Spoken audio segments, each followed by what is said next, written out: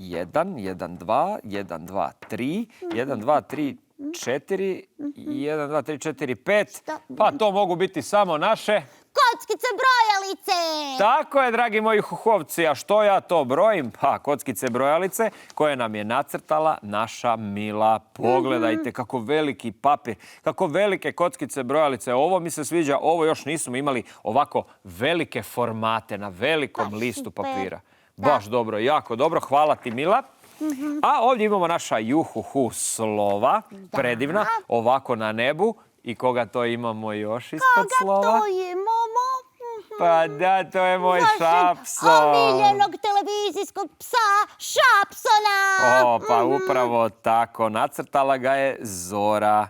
Zora, prekrasno si me nacrtala. Hvala ti puno. Jako dobro, jako dobro. Šapsone, moram ti reći, ti imaš više crteža od mene. Znaš, puno više crtaju tebe nego mene i meni ti je to baš drago. Kad si ti tako fotogeničan, tako si zgodan, tako lijepo izgledaš. Baš dobro. Hvala ti. Ti isto si dosta zgodan.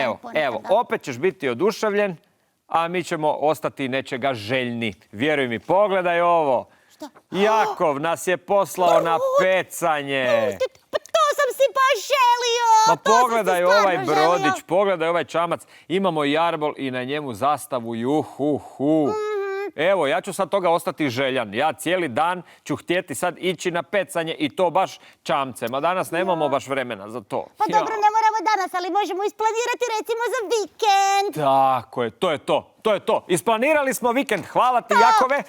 Idemo za vikend na pecanje i probat ću naći neki čamac i sve.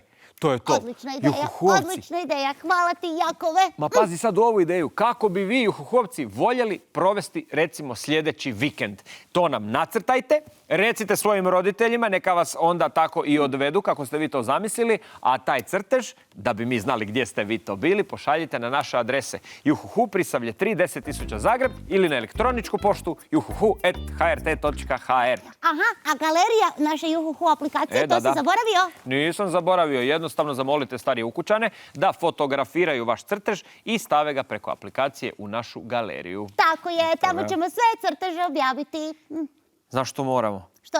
Moramo napraviti zastavu da imamo za čamac. Da, moramo to odmah početi, pa do vikenda još nije puno vremena ostalo. Ajde, idi ti po materijale, samo da ja još vidim malo još koju ideju da nađem. Idem pogledati što imamo. Čekaj malo. Košara za ribe. Dobro.